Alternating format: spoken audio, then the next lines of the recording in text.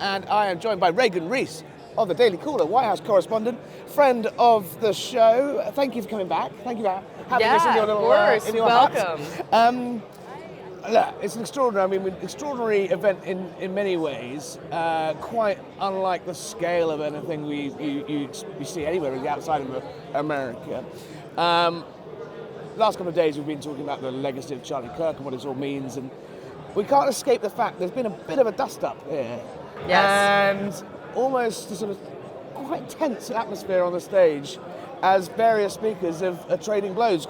How important do you think this is to the wider movement to have these arguments in public? Is it a lancing of a boil, or are we seeing the beginning of a sort of conservative civil war? I was talking to one of my old professors here today, ran into him, and I was asking him, you know, like, what do you think about all of this? The kind of like going back and forth. Are you, like, it, as a young person, a lot of these are media figures that I've looked up to my entire life, and now all of a sudden they hate each other. And why? And he said to me, you know, we've been doing this since the founding of our country. Like, you should not be unwell by this. And I was like, I had a whole moment where I was like, oh yeah, like, I shouldn't be startled by this. And another good moment to go back and really ground myself in our nation's founding documents and probably learn more about our nation's history to remind myself, like, we've always been fighting with each other and infighting. And I think the other thing about Turning Point in particular is, one thing Charlie was so good at was bringing all these different coalitions of the party together under one roof. And so it's almost in the spirit of him to come under one roof and duke it out. And shout each other. Someone, I think it was Erica Kirk, compared it to sort of Thanksgiving or a Christmas dinner where the family basically duke it out. They get it, or they say their pieces and then come back together. Just in terms of timing, though, look, at this moment, President Trump's been in the White House for a year. You've been up there closely monitoring the highs, the lows, and everything in between. It's kind of a critical moment, though, for the movement, for the right, for the conservatives in America. You've got control of the White House. They've got control of Congress. They've got control of the Senate. Like, this is the point. They could be the most powerful. The left are reeling around. They're punch drunk still. They're leaderless. They're directionless. Surely this is the time to not have a massive dust up and focus your energy elsewhere. It just seems kind of baffling that why now? Largely, I think what we're observing within the party, within the White House, the Trump administration, is a little bit of restlessness. And I also think an inflection point. You see at the same time that there's this infighting that's going on, you see the Trump White House is really struggling with this affordability crisis, and people are really coming for their throats. The president's supporters are really upset with him. They feel like he's spending way too much time on foreign policy over domestic policy. And I think there's a bunch of different theories for why this is happening. I think the president came out swinging. The first 6 months of the administration the first 6 days were pretty lively. Yes, it was so. He got signed executive orders. Men were out of women's sports. He's really taking care of business. No more paper straws. Yes. My favorite one. Yes. My cause. And now it's like, okay, we did all of that. Kind of what comes next? Yeah. And I think there's a little bit of restlessness that's happening there. Also, I think there is so much pressure on the party going into the 2026 midterms.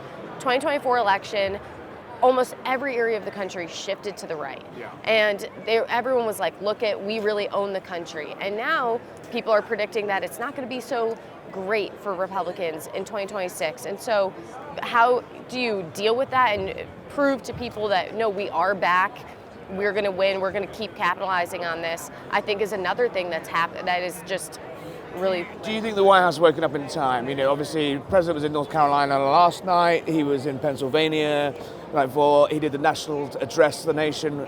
Remarkably, kept it at 21 minutes. He was on message. He was hitting those affordability, the economy messages. He has taken some dragging to get there, though, hasn't he? I mean, you had sort of Susie Wiles saying that she's going to put the president on the ballot, so to speak, in the midterms, because Republicans, as we've seen this year, when Trump's not on the ballot, they dip. Have they woken up in time? And when the president's still saying that affordability is a democratic hoax, it's not exactly strong messaging, is it? Yeah, and the president's speech last night, I thought he started off really strongly. He said, He reminded the Americans that I inherited this horrible mess from Joe Biden. We've made great progress, but we have more progress to do. And that is really the core message, and with a little bit of sympathy in there, saying, you know, I know that you guys are struggling. And then he kind of went off and did what he does. He does the weave. He loves his right. You know, it's that great line, isn't it? It's the American public. It's not what have you done for me. It's what have you done for me lately. Yes. And you know, people are still struggling. People are still, you know, gas prices admittedly down. I mean, as a Brit, looking at the price you guys pay for petrol is mind-bending.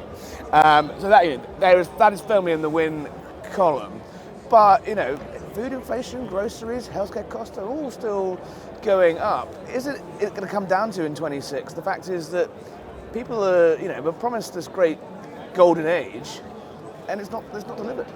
I do think that the people around Trump realize that they have a problem on their hands and that they want to fix it.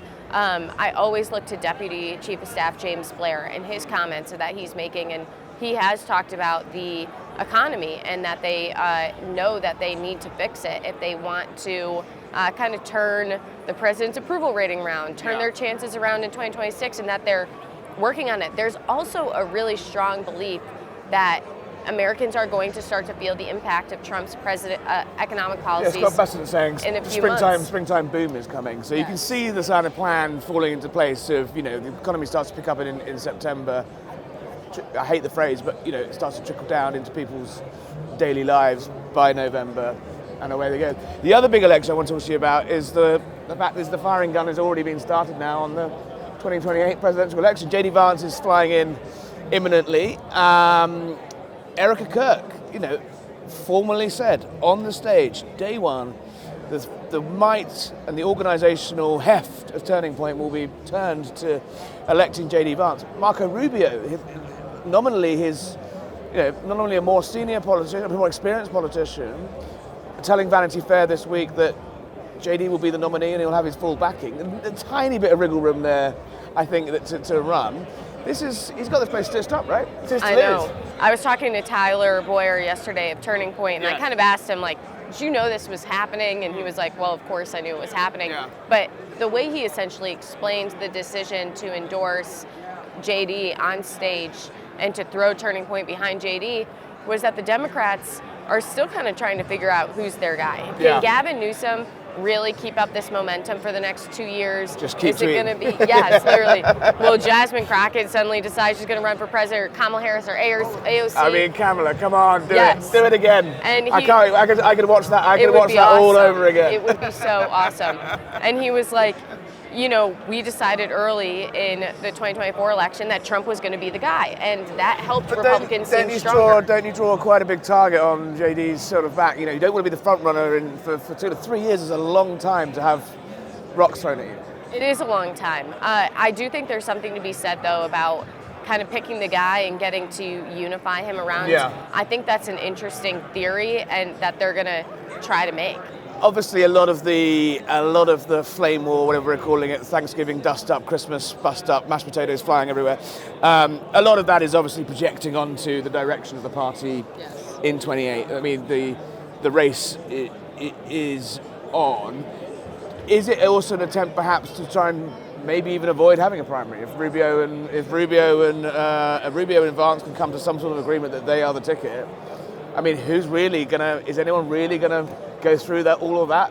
Well, I don't know about you, but every time I hear a rumor that, like, some senator or some other Cruz member of the cabinet is going to run, didn't go very well last time, did it? I'm like, what are you thinking? Yeah. Like, you really, like, Sean Duffy. Always, come on, yes. dude. It's always really get the planes in the air and we'll talk. Yes, and also if you want to be in the administration next term, you don't really need to run for president to interview for that position. So I do think that it has always been JD Vance and Marco Rubio between these two guys, and I don't think maybe they're going to duke it out amongst themselves. Maybe they should have run against each other. The president's been quite coy on that. He's always said these two will be a great team, but he's never said which one should be at the top of the ticket. Yeah. He said, I think a couple of weeks ago, he was on a plane going somewhere, probably somewhere foreign, and he was on the way back and he was saying, look, they'd be a great team, but he thought he was sure which one would be the top. So he's keeping them kind of vying with each other. There's a bit of tension there. How do you think the president,